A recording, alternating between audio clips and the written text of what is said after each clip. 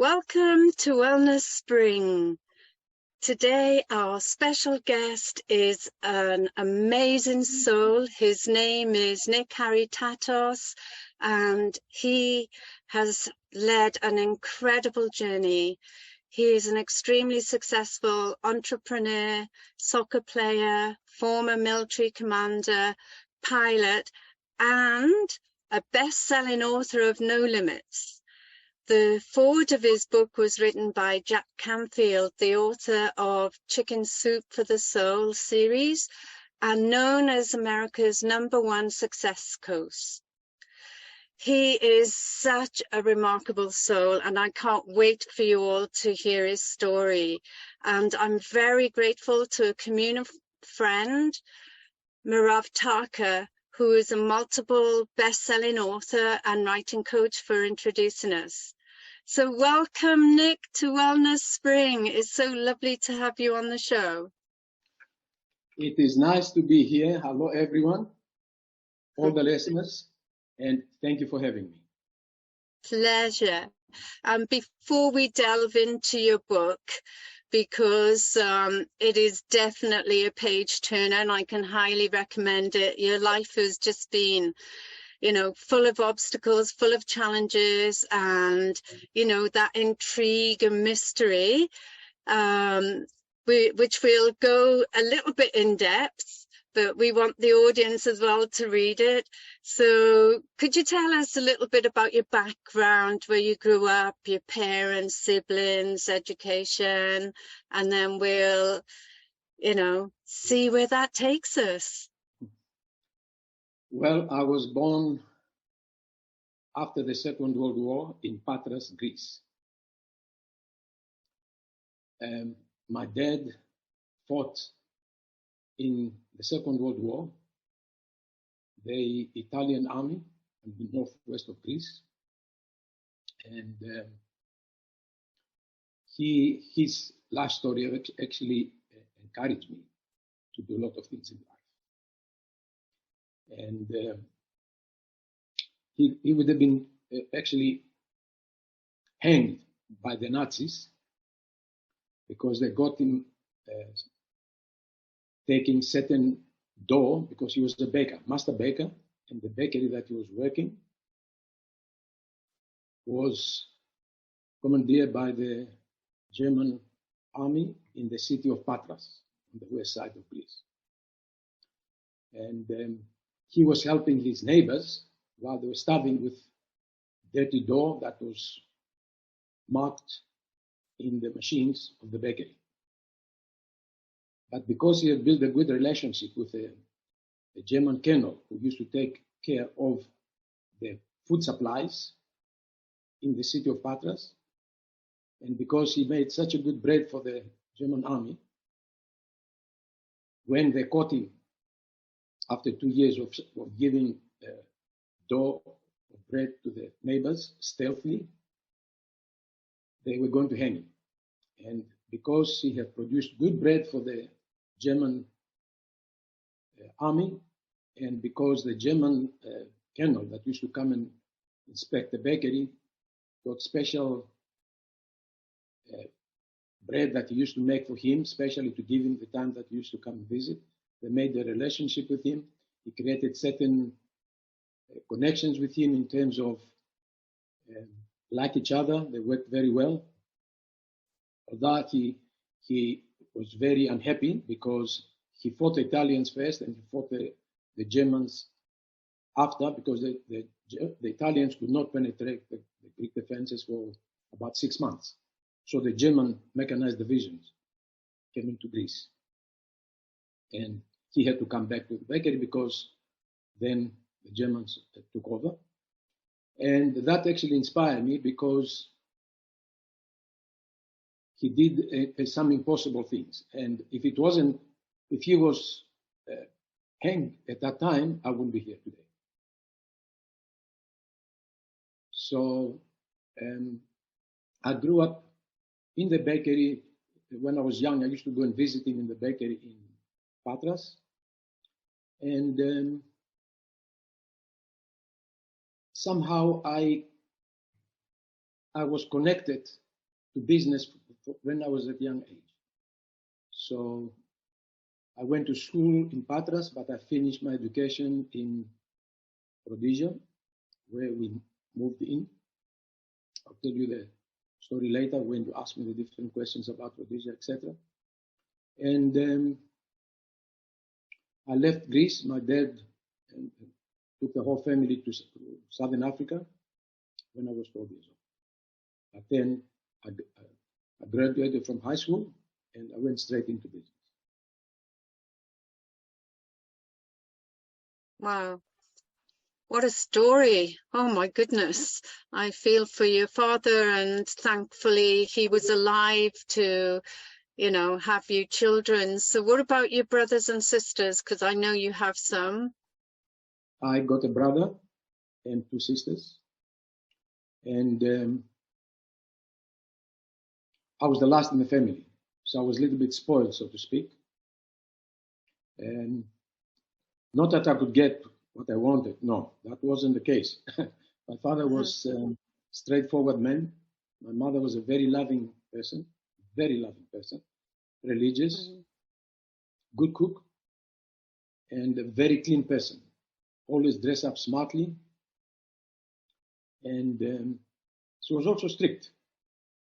Yeah. We were naughty when we were young. We were a little bit naughty, doing all sorts of things, especially playing soccer. But my dad plays soccer, professional soccer, and he used to take us to Olympia, which is the ancient, where the first stadium of the ancient Olympic Games took place 2,500 years ago. Wow, So that must have been awesome. Yes, he used to take us there to run and teach us how to really get on and do things, you know, feel athletic, think about being strong, healthy, and all that type of stuff. So he gave us some sort of a guide in terms of life. And my brother was a businessman. He's in the book. He had a lot of businesses. And we crisscrossed the business together. Sometimes we had a bit of an argument because there were certain things that I didn't agree with him. And but at the end of the day, I won because I knew I was right. He was wrong. He apologized for that. And my two sisters kept in touch, especially my one, who was actually very close to me all the way, and I still talk to her today. I speak to her all the time today. She still lives in that part of the world, and I keep on calling her and talk to her. We're very good friends. Fabulous. And why did your father move to Rhodesia and take all the family there? My dad left, and what happened is, after the Germans were defeated, 1945, and they left, there was a civil war in Greece between the conservatives and the communists, so to speak. One supported by the Western world, and the other one was supported by Soviet Union and the Eastern Bloc. And it went for about 5 years. It was very, very bad because they just came out from a war, 2 wars, one with Italy, one with Germans. And then there was a civil war for almost 4.5 years.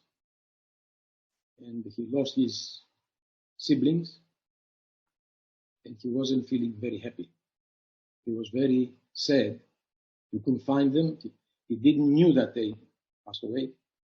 And it was difficult for him to actually remain there. And he decided to take the family and immigrate to Southern Africa, to a country called Rhodesia. It was a British colony, British colony, speaking English, driving on the wrong side of the road, and that type of stuff.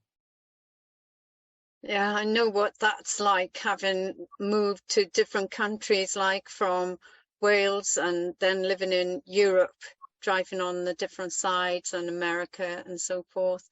And yeah, and to reinvent yourself as a young child as well. You know, it's quite difficult going to a school where they're speaking a foreign language, so that would have been difficult. Yes. And I believe because throughout the book you talk about soccer and what a big role, and obviously your dad was a big influence there, that the soccer helped you in a lot of cases when you were getting bullied. Yes, because what happened is I was the youngest in the class, because in Greece we start um, the school in August, September, Yeah. and in Rhodesia, because it's a southern part like Australia, because the southern part of the southern hemisphere, they start in January. So Right. we arrived there at the end of December. So I was in Greece in school for 3 months. And I went to Rhodesia. They put me up one class on top. So I was the youngest in the class. So, and I had a bit of, to speak English. And while I have learned some English, I went to an English school in Greece. It was a little bit different. I had an accent, so they would laugh at me. But soccer actually worked very well for me, because I was there like a week or so. When I told my dad the issues I had, how uncomfortable I was feeling, and says, "What about soccer? You've been playing soccer. I used to buy you soccer shoes all the time. I taught you how to play soccer from 6, 7 years old. Come on, go there, go to the field, and you will make friends there, because some of these guys, when they see you play, if you play well, you're going to be there." Exactly what he said, it came true. I was there for 2 days, and the coach saw me, because when you're a coach, you can see the thing straight away. The technique, the way you play, and everything else. So he called me, and he said, "I never seen you before." I said, "Yeah, I'm new here." He says, "Wow. You like to play soccer?" I said, "Of course, that's why I'm here." So he said, "Well, I like you to come and play. I like you to come and play on the team. And do you like to play?" I said, "Absolutely." Then he gave me the list of items that I need to buy, the uniforms and all that type of stuff, shoes and everything else. And I took the list to my parents, and I said, "Hey, this is it." He said, "Son, you will get this tomorrow. Not a problem. We'll get it for you. You go and get on. Kick few butts," just at the same time. Just go for it. So that's what I, and I made a lot of friends on the soccer field. And lot of my people who were not happy with me, when they were not really nice to me, they became my good friends. Because on the field, we were a team. We had to, we shouted at each other, of course, but in a very friendly manner. So we did the right connection from the beginning. And so my life became a little bit easier because of soccer, yes. And then from there, everywhere I went, soccer helped me. Every city I went, everywhere, playing professional and all that stuff, soccer actually came to my rescue quite a few times.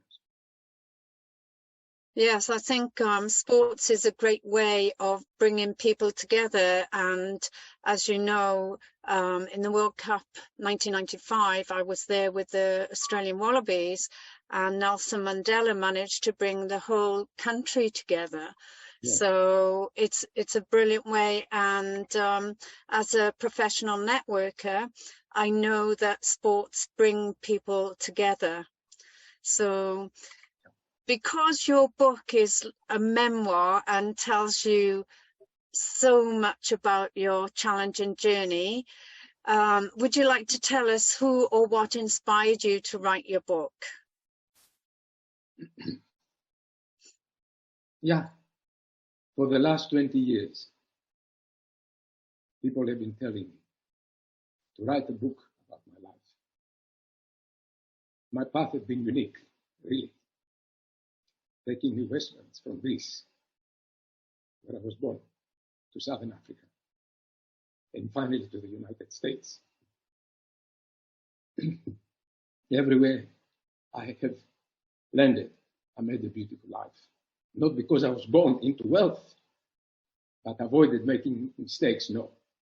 But because I had an unusual color, unusual outlook that colors my life, I don't believe in limits. To me, there was no limits. I'd never believed in limits.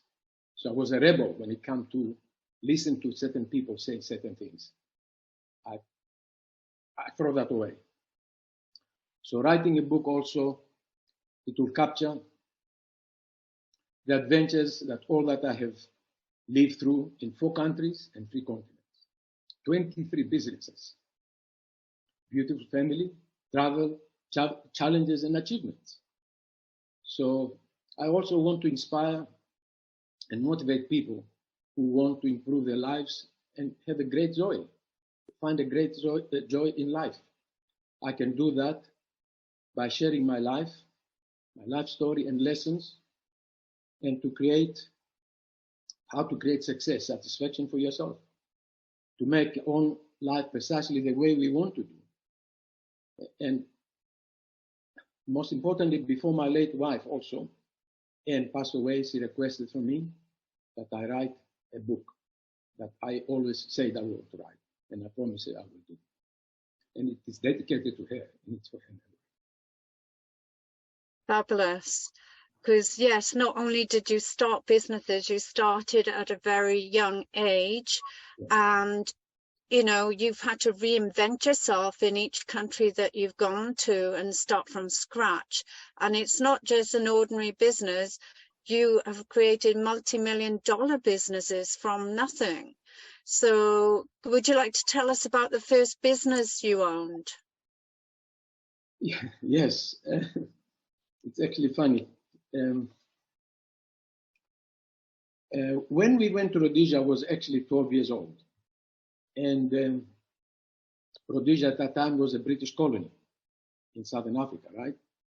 And at the age of 14, when I started thinking a little bit things, I used to go and visit my father's bakery that he bought then, and he tried to make it bigger.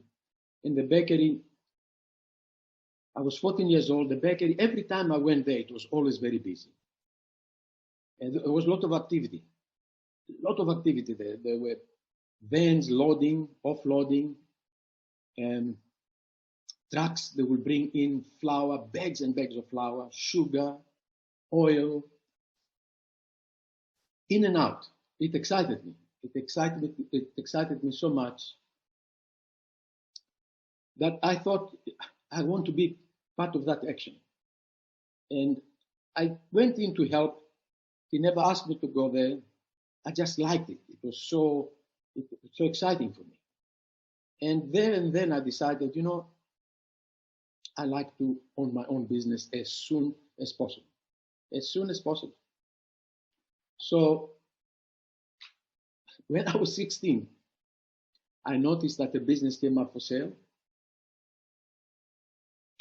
It was a restaurant, actually, and selling food and groceries named Mambo Cafe. I thought to myself, why I shouldn't buy this business? You know, I didn't say, oh, can I buy this business? I thought the opposite. Why can't I buy this business? This is important. And I immediately start thinking, how can I buy this business? How can I get involved with it? I had a little bit of money saved because I was helping my dad. He used to give me something there. So I thought, well, I knew it was a good business because the owner had it for a long time. So when somebody has a business for a long time, he likes it. But he had also other businesses. So I thought, if I can put the money that I have, I can put it as a deposit, a down payment, and I can get to pay the balance on installments, I should buy this business. Why I shouldn't buy it? I should buy it. So I told my father, there is this business for sale, and I want to buy it. He looked at me and said, are you sure you want to buy a business, Nico? Because in Greek, Nick means Nico. I say, yes, Dad. He looked at me again. Are you sure you want to buy this, buy the business? I say, yes, again. So he looked at me and he said, well, if you want to buy it, go for it. Nothing is impossible. Everything is possible. Go for it. But because I was only 16 at that time, I couldn't get the license, sign the contract, open a bank account, sign the checks, nothing. I was underage. So I went to see my mother. I thought maybe I can tell my mother to put it in her name. So when I told her the story, she looked at me and said, what? What? I said, Mom, you're not going to do anything. He says, are you sure, Nico, you can do it? I said, Mom, I can do it. He says, how can you go to high school, help in the bakery that you're helping part-time, and run your own business? I said, no, Mom. This business is special. It has 6 employees and the manager. The present owner doesn't run the business. He has other businesses. He delivers the inventory in the daytime. He comes and picks up the cash, gives the inventory, leaves the inventory that they ordered the day before, gets the cash, and he goes. I can do the same. Why can't I do that? I can do the same. It fits perfect. I'm not going to run the business. I can do exactly what he's doing. But I know the business needs a bit of new blood. It's not very far from the bakery or from the house, from home. So I can improve this place. I can paint it, clean it up, make it more nicer. And I want to buy it. I say, I will get the checkbook. I'll bring it home. You can sign the whole check one time whenever you have a chance. So I don't have to come and bother you all the time to sign the checks to pay the suppliers and all the expenses. Sign the whole checkbook. Those days they had a double checkbook, like 200 checks. So you just sign it, you do nothing else. That's it, man. He says, you mean to tell me that's it I'm going to do? I said, yes, ma'am, yes. I'm not involved in anything. I said, no. It's going to be my baby, man. That's okay. She gave me the blessing. So I bought the business and we cleaned it up, increased the sales, and it was a nice little business. So much so it gave me quite good money that 3 years later, I bought another business with 14 people. And 4 years after that, I had enough money when my dad wanted to semi-retire, sort of retire. It's all in my book. Yeah. I say, I want to buy the business. So I bought 50% of the bakery business. So by the time I was 25, I had 3 businesses to run. So that's how I started, from 16 years old, and I never worked for anybody in my life, never. Wow, that's incredible. And obviously your mother must have believed in you and took a big risk to, be your guarantor for the business. And I know from your book you're a big lover of risk, but for the audience, can you tell them your thoughts of being a risk taker? Well, first of all, when I was in Greece, I had that accident with my small car that I built. And that was hilarious when I read that about you building it completely by yourself out of metal and so forth. Yes. And when I was recuperating from my injuries, I decided I have to grow up. That is not acceptable. What I did, it wasn't right. And I put my mother into a lot of problems. because she didn't know anything what I did. Until, of course, they had to take me to hospital. Okay, so Yeah, tell the audience what happened, how you built the car and what happened that day. well, first of all, I was crazy about speed all the time. I love speed. I race cars, I race boats, I race airplanes. I didn't do racing on airplanes, but I like speed. You know, my airplanes were always very fast airplanes. You will go, they were the best in their categories. You know, always my cars and everything was always. I mean, a lot of guys would come and challenge me to race and all that type of nonsense when you are at that young age. So when my dad left Greece to go to Rhodesia first for the first 18 months, I decided I want to build a car.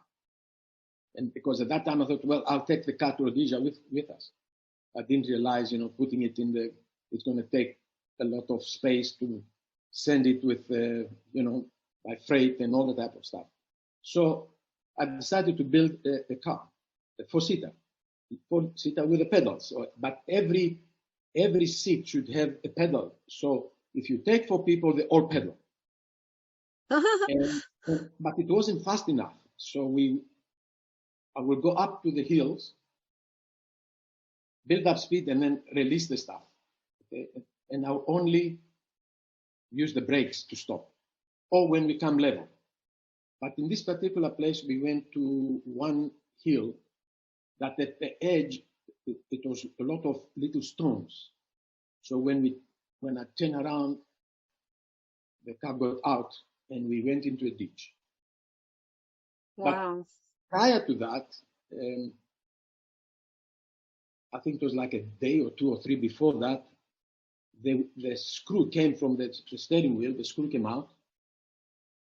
And instead of me try to put another screw and tie the knot and discover why that knot got loose, because I didn't put a lock nut washer.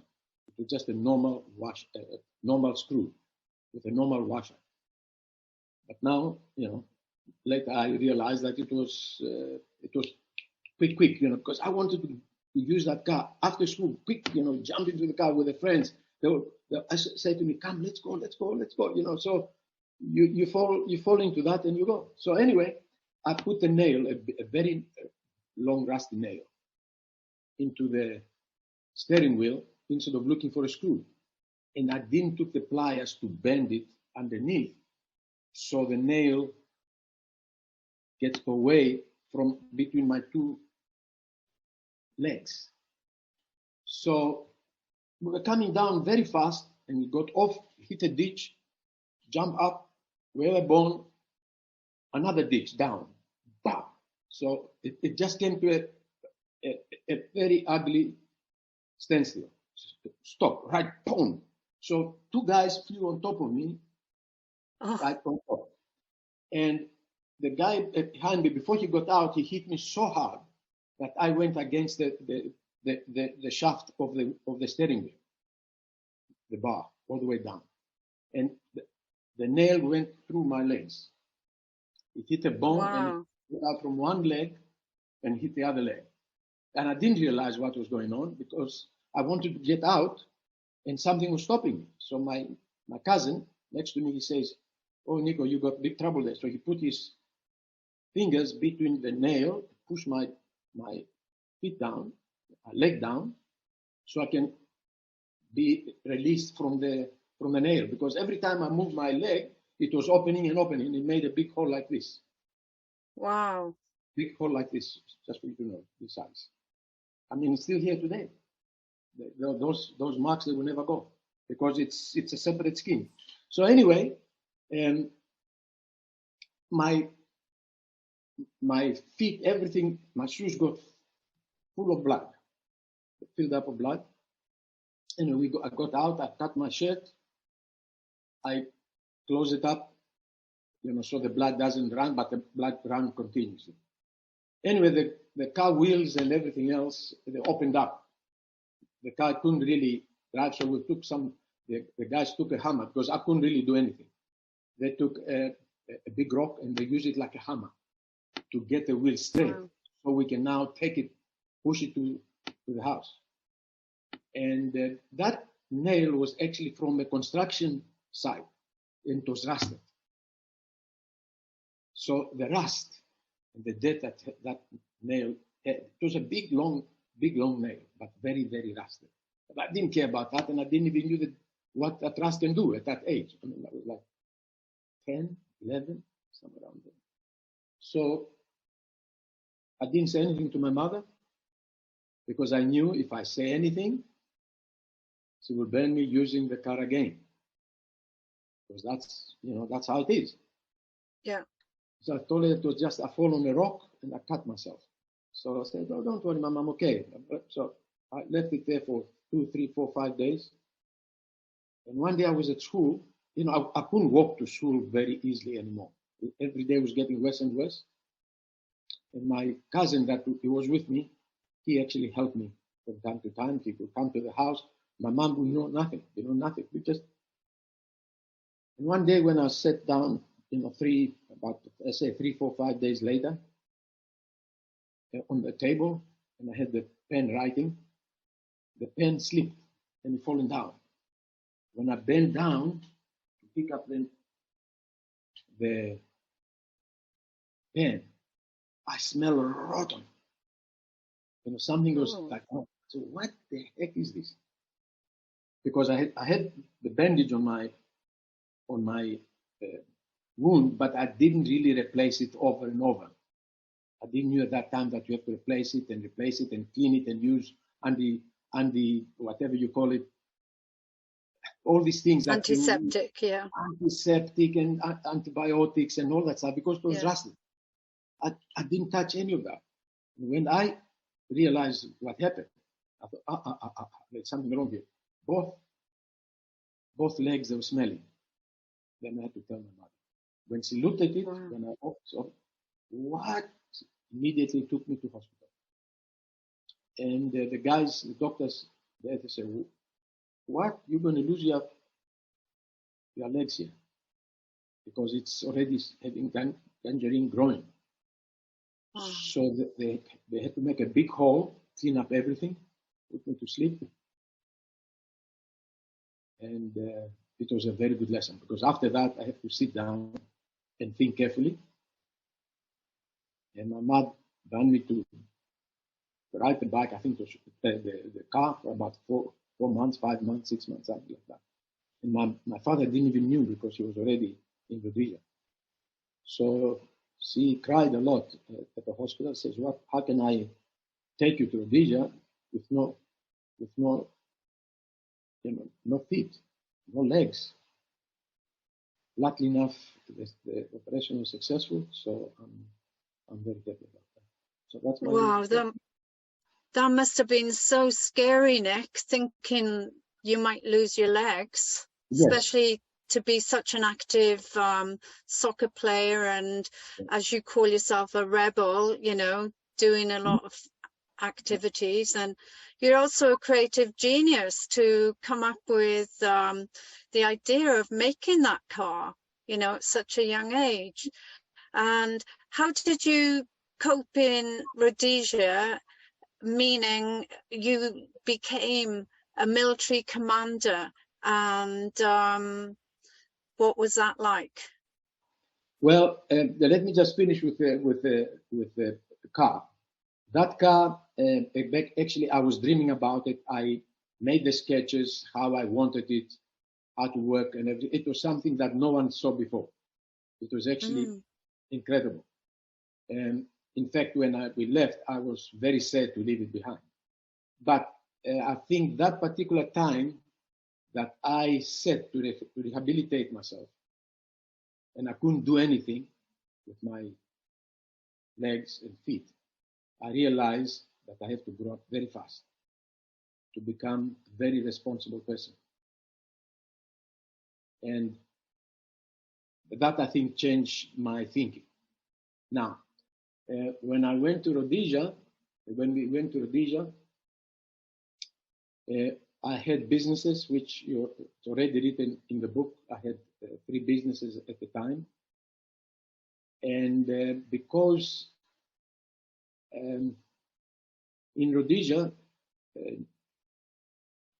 later in the 70s, early 70s, there was, us entrepreneurs in Rhodesia, we had a problem in the sense that a harrowing guerrilla war started that was supported by China, North Korea on one side of the country, and Soviet Union and its allies of the Eastern Bloc on the other side. So China, North Korea, and the Soviet Union and the Eastern Bloc all supplied weapons and trained the guerrilla fighters to destabilize Rhodesia.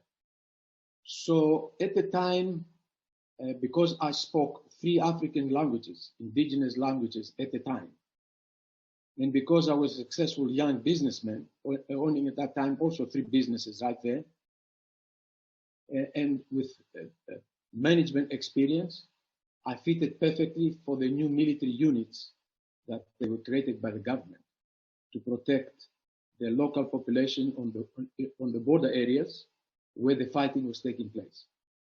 So I was drafted and trained to become a military commander with 3 stars and to be knowledge in combat operations and hot pursuit tactics and on the front lines of the Rhodesian borders. My duty as a commander was to be in charge of a newly built protected villages, housing up to 5,000 people. My headquarters there included a 35-feet observation tower right in the center of the village with machine guns and sandbags in all 4 directions. And that was because, and radios 24/7, fully radios with a control room in the base. The base actually was below the ground and earthworks 10 feet wide. So for mortars and rockets and missiles that they used to send on us to be covered. So, and we had to defend and repulse them many attacks, especially at night. That's the guerrilla tactics. They don't challenge you in the day, they tell you in the night, and then they run. So I was required to carry my machine gun with 100 rounds of ammunition on my shoulders 18 hours a day. And I was in command of a patrol with my soldiers on the border areas. And in the night, I would sleep for 5 hours because I was the commander, and my machine gun was next to me, next to my bed. And and it was actually, then I was always ready for combat, anytime. And we had a lot of that. And yeah, it was, there is much more details in my book that I cannot really write here. It's a lot what happened. And I did this for 2 years. I did this for 2 years and at no end. And I lost many soldiers and seeing them also get injured. And, you know, I sat there and I wonder every day what I was doing there in the jungle. I was a businessman. If I wanted to be in the military, I would have joined the military. I love people. I spoke the language. I always like to speak to everyone, be happy with everyone, keep everybody happy. That makes me happy, makes me smile.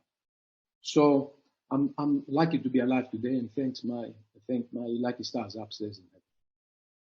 Wow, and how old were you? Because that was, you know, a big role for someone who wasn't trained in the military and wasn't his choice. And as you said, you know, you were a businessman.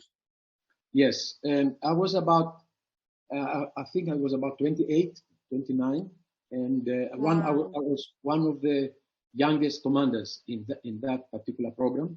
I think we were about 400 of us, between 300 and 500, I would say, somewhere around there, and quite a few of us got killed. It was actually quite dramatic part of my life, period of my life. Yeah. And, you know, those days we didn't knew the post-traumatic stress. You know, I would see friends of them committing suicide that they were commanders. That, you know, I couldn't understand what was going on. Why they were doing this? We put families and all that stuff. And I'm just lucky that I had a very strong character, and I was very strong in mind because of my training in business. You know, everything came to me. I had to really decide, and I spoke the language. I think that helped me a lot because I introduced new things there. You'll see everything in my book, including putting soccer pitches, making youngsters to play soccer and keep them busy, and that built a very good relationship with the people there, including the chiefs.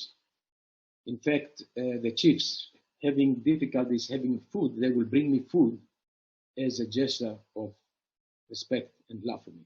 And some of them, when my deployment came to an end, they would come to me and say, "Can you stay more?" But I say, "No, I cannot do it because I will be deployed again in 6 weeks' time. You know, 6 weeks, 6 weeks, 6 weeks, 6 weeks. I will go back and forth in different parts of the country." It was actually quite difficult period of my life. And so much so, if you want me to also tell you what I did after that and, you know, why I left the country, I can tell you also. Absolutely. Tell us why you left Rhodesia. Well, because of the war. You know, at that time I sold the bakery that I got involved in, the other 2 businesses, so 3 businesses altogether, or 2.5 businesses. And I took all the funds that I had, and I wanted to do something crazy. And because I had the business until about 24, this 3 business until I was 24, from 16 to 24. So by the time I was actually 21, I had the 3 businesses. Okay, nobody could believe it. Or thought I worked there. I'm working there, but it didn't matter to me. You know, some of the people that they came as inspectors or as representatives, when they looked at me, they said, "No, we want to talk to the owner." I said, "I'm the owner." No, we talk to the owner. I said, "I'm the owner. If you want to do anything, you talk to me. Otherwise, we can't do business." So anyway, I sold that, and I decided to open. I sold all those 3, and I decided to do something different, more crazy than those 3.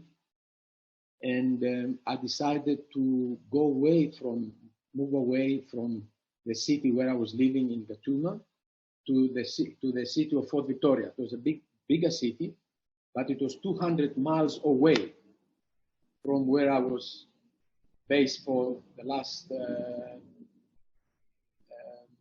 11, 12, 13 years, something like 13 years. So I had nobody there. There was no friends, no relatives, no contacts, nothing. And I decided to go 200 miles away and open a drive-in cinema. Now, drive-in cinema, actually, that particular drive-in cinema, it was actually 3 businesses. Because we built a big restaurant while I was making the plans.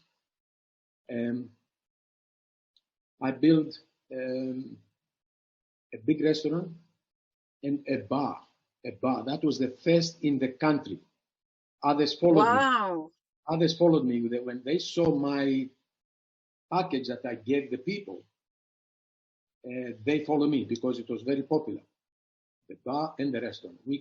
The restaurant was quite a big, actually, because we made it to produce 250 chickens, half chickens a night. Wow. And that was for the matter of like 40 minutes because you have the interval. And that's the time they come in to buy. So we had all the equipment inside, a lot of equipment to produce these things for that quick time. And there were that two businesses, you know, the restaurant, the bar, and the projection that used to bring the movies. And in order to get more people to come in, I decided also to build playground, so the families can come in, the youngsters play at the playground, then they come, have something to eat, the husband and wife or friends, whatever, they go to the bar and have something to drink there, and then they watch a movie. So it was like an afternoon outing, so to speak. But on top of that, the area was 15.5 acres, the land. So I had more space after I built the playground, the parking. We had the parking for 800 cars. Oh my God, that's enormous. 800 cars. So there was an extra space. So I said, you know, I also built 10 apartments for the staff, the senior staff, because we had about 25, 28 people. So I decided I'd rather build a soccer field also, because we had 800 parking bays, so people can come and watch soccer or play soccer, park the cars, they don't have to look for parking, worry about parking, just park and come and play, and then go to the movies. So it was actually that combination that the business became very, very successful. I also I planted 900 cypress trees around the property. Tall trees. 900. 900. Unbelievable. So, yes. So the business was so successful that within the first year, I bought a dry cleaning and laundry business. And a year after that, that was a commercial laundry and dry cleaning business, quite a big one. And had a lot of depots that we supplied. And then a year after that, I invested quite a lot of money in a gold mining operation. Completely different, gold mining. So everything was going nicely until I was called up, trained, and I had to leave my businesses, let my wife sort of be in charge. I had managers, but I was in and out all the time, in and out. I couldn't really settle. I did this in the military for 2 years. And when it came to a situation where I said, you know, what am I doing here in this jungle? Day in, day out, paint ourselves black paint, you know, and all that stuff. It was not an easy thing, very difficult time. I had actually, at that time, when these things start happening, no one wanted to buy a business anymore because of the situation. Mm-hmm. So I had two choices. One, stay and fight, continue fighting, in and out, maybe get killed or maybe get injured, because I had friends also, you know, blown with landmines and, you know, anti-personnel mines. I can go on and on, let me not say. Or leave everything and leave to go to South Africa, which at that time, South Africa was the richest and the most industrialized nation on the African continent.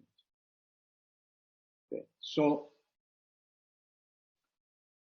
I decided to do just that. So I left everything behind, and I decided to start from the beginning, from scratch. After 14 years in Rhodesia, of hard work in Rhodesia, I left everything behind.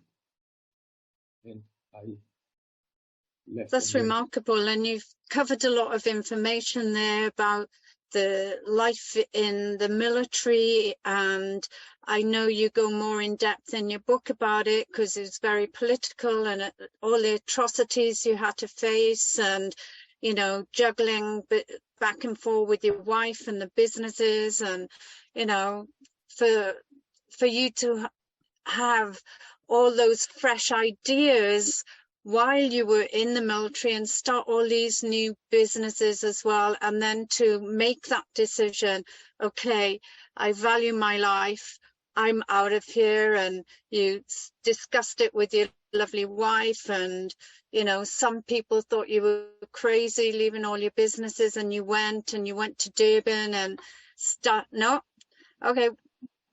Business is, it doesn't matter. Business is nothing. You know, you can do, no one can rebuild me if I explode. You know, it only takes one bullet here, there, or somewhere, or one Yeah, RPG rocket, a rocket propelled grenade, or one missile, and I'm done. You know, I will be the richest man in the cemetery. What I need that for? So, exactly. you know, I thought to myself, we're still young, and we're full of ideas, very energetic, and we always like to the city of Durban in South Africa, because that's where my late wife went to university. And in South Africa, I must say, I created a beautiful family. We went to flying college to complete training and become a successful pilot. And I flew my own planes all over Southern Africa for business and pleasure. And in fact, I never took commercial flights. I flew with my aeroplanes because I would take my managers and go. And it was, for me, it was just like a holiday all the time.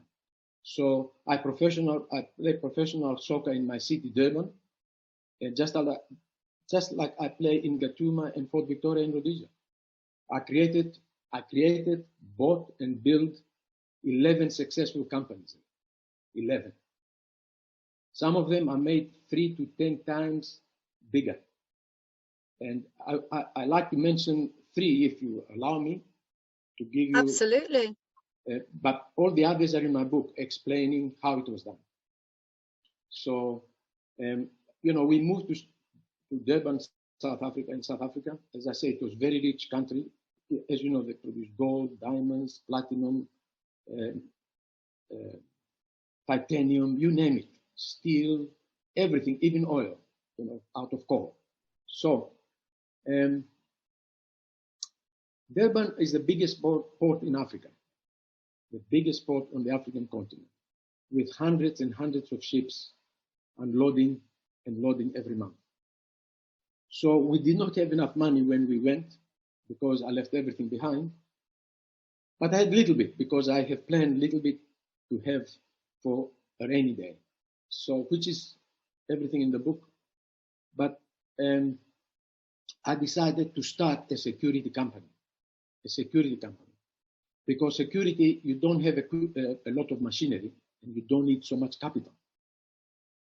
And also, I was fresh from the military experience, and I knew I can train and create best guards and security officers in behavior, skills, and appearance.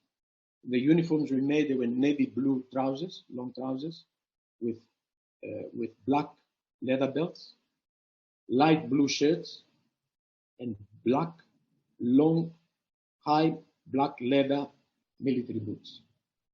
So we targeted the ships, and we got a contract to do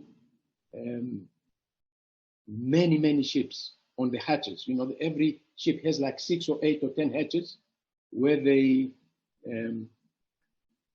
offload machinery, food, equipment, and many other products from one country to another. So we also targeted big car dealerships, big buildings, and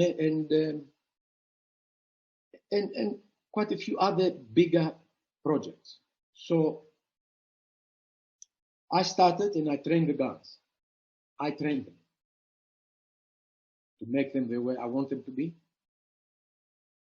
And my friend actually did the sales. We broke even within the first 6 months. We broke even. And within 3 years, after 3 years, we had over 300 guards. 300. Wow, that's incredible. That was the first business. In less than a year also, after arriving in Durban, we bought a beautiful house with a minimum deposit. And I tried I made a very skillful negotiations with the seller. It is on one of the chapters in my book. I got a beautiful home for a very small deposit. And I lived in that house until we left South Africa. So it was really very, very important to me because I kept my family very happy. So business number 2 that I bought within a year and a half after that was a leather business that I bought approximately about a year after, just over a year later. This was specialized business making leather garments, leather and suede garments for about 400 boutiques around South Africa and had about 18 employees. I could visualize how this business could look in 5 to 10 years because I have a very good visualization when I see a business, what I can do with them. Every business, even buildings and things like that, I can see the visualization. So I could see how to do 5 to 10 years down the line under me. So I started moving it to a new brand new factory because in fashion you have to have beautiful things for people to enjoy, especially when you make very high, top quality garments for specialized boutiques, expensive boutiques. So I installed new machinery and equipment, used all my business experience, and I expanded it from 18 employees to 80, 80 to 80. Wow. And I increased the sales and profit 7 times. That's unbelievable. Yes, and it's all in the book. It's all in the book. You have the Midas touch, Nick. You're a creative visionary, creative genius, and the Midas touch. So I'm aware of the time. So what tips could you give to someone that is starting out in business? Oh, right. So you want me to tell you the tips about the business? Yeah. Okay. So first of all, when a person starts a business, before a person starts a business, they must do their homework. They must do their homework seriously. Seriously. If you seriously want to get involved in business, because there's a lot of benefits. Give you so much freedom to own your own business. You are not tied down. And that freedom gives you energy. That energy gives you determination, gives you anything to do. So the first thing you have to do, you have to look at the pros and the cons of the situation of opening a business. Now, make sure you have the passion, first of all, energy, determination, enthusiasm to make it work.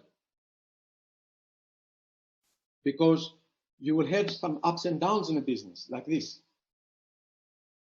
You have to have your head right. You have to have the passion and determination to move on, to make it happen. Okay? You can make your own path because based on that, that's how you make your own path. Because that's your determination. Okay? In life, we encounter challenges and opportunities, and we can overcome those challenges if you love what you're doing. And you have to love that, and you have to love your life. You can't just love business. You have to love also your life, to be happy, to live, to be able to have that energy for the business. Now, you can make your own destiny based on these things that I just told you. You need that passion, you need that determination. And don't wait for anyone to do it for you. You have to do that. Anything is possible. There are no limits. There are no limits. Depends how much effort you put, how much time you put in, and what you do.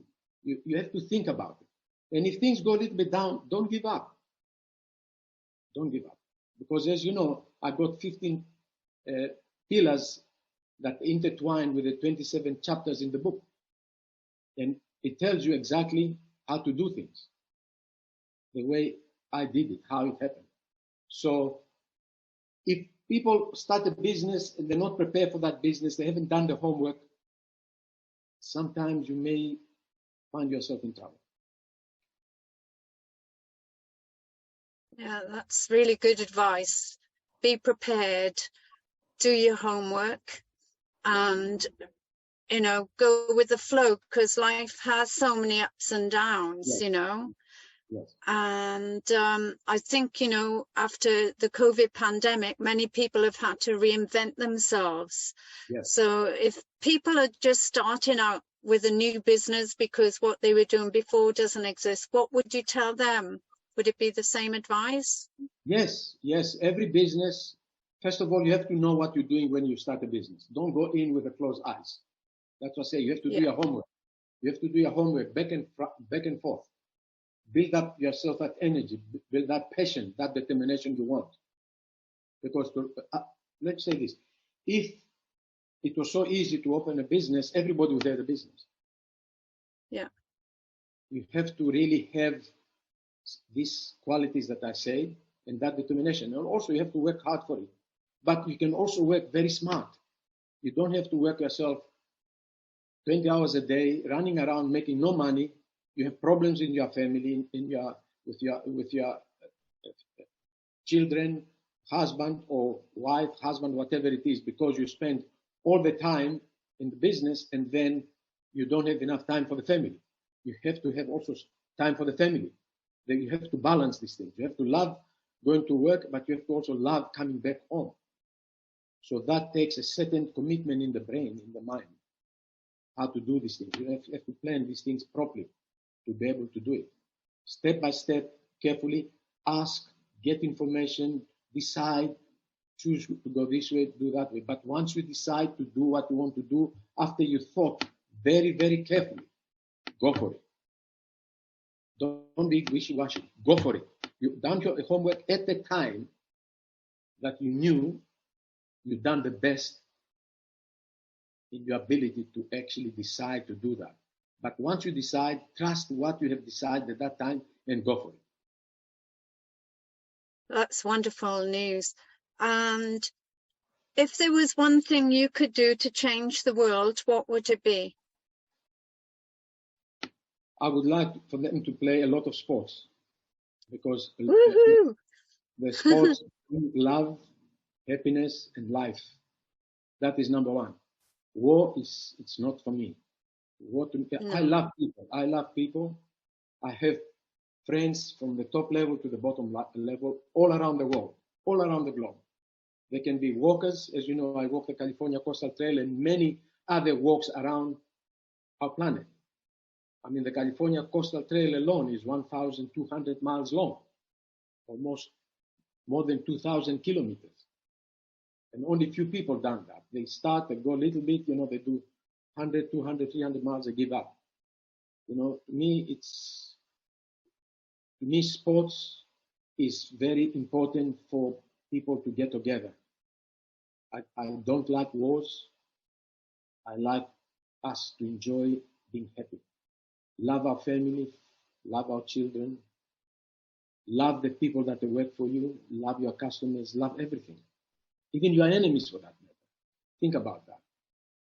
You must always have an open mind because the cosmic law brings you all those beautiful things back to you. I believe in that. Oh, that's a wonderful message, Nick. Thank you. It's so important. And as we discussed earlier, you know, sports do bring people together, and it's so important to love and be happy, do what you love, and forgiveness as well, you know. And yeah, so on that note, because you are unstoppable, you know, with all this beautiful creative energy, you've written your book. So what's next for you now, Nick? Well, my book is already a bestseller, as you know. Okay? Yes. And now we're working to make it a double bestseller and international bestseller. Now, I also want to make a blockbuster movie with Wow. with certain film stars that are very famous. So I know that my life has been unique and full of adventures, and I'm very thankful for it. Everyone who read my book loved it so much. Many told me that they cried at the end. They cried at the end. Many, many, many, many. Okay, and it's just a matter of time before some movie producers, top movie producers, come across my book, read it, and we will make a blockbuster movie, because the book I published, I'm the publisher. Okay, I haven't involved the publisher, because basically they want everything, and I spent all the money that needed to make the book, and I keep all the rights. I have all the rights. So, and my desire is to make a blockbuster movie. So if anyone who is listening and if has contacts in the movie industry, please contact me. I like to hear. I'm open. I do interviews now at least once a week with people from different parts of the world, and it will come. And I am happy to say I'm in that position right now, that I feel the book has such a good reviews. It took me, as you know, it took me 4.5 years to write the book, and I wrote it 4 times to make it perfect. It was longer, more chapters, more pages, but we trimmed it down to make it really beautiful, ready for a movie. Screenwriter already went through the book, and it's ready for a movie. So my desire is to make that for the book. And there is a lot of things that we took out of the book. There's a lot of things also that I didn't like. So maybe once I get the movie going, I may write another book, the remaining stuff, but that's not on the program right now. My next priority is to make a blockbuster movie. Now, my book can be bought on Amazon on a Kindle, which in some parts of the world it costs very little, and it's available through Amazon around the world in the countries, including Australia. And if anybody wants to email me, for example, my email is no limits. My email is nolimits@nick@gmail.com. No limits by nick@gmail.com. Now, Nick is N-I-C-K, because some people is N-I-C, some N-I-K. Mine is N-I-C-K. And the book can be purchased on Amazon. And I want to leave you with this, and for your viewers and listeners. There are no limits in life. I've done it 3 times in my life. There are no limits. There are no limits. Depends how you see life, how you can do things in life. Never give up. Take no for answers. No for answers. You can do it. If I do it, anybody can do it. Wow. Thank you, Nick. You're such a bundle of inspiration. And to all the listeners, take note, no limits. Just go for it, do your homework, include sports, and be happy, have fun, and look after your family, include your family, love your family and friends, and love everyone. And I shall put all your details with the show notes so people will have it. And go out and buy his book. I'm putting the details for that. And I can't wait to see your blockbuster movie, because I know it's going to happen. Your story, and I can understand why the people were crying.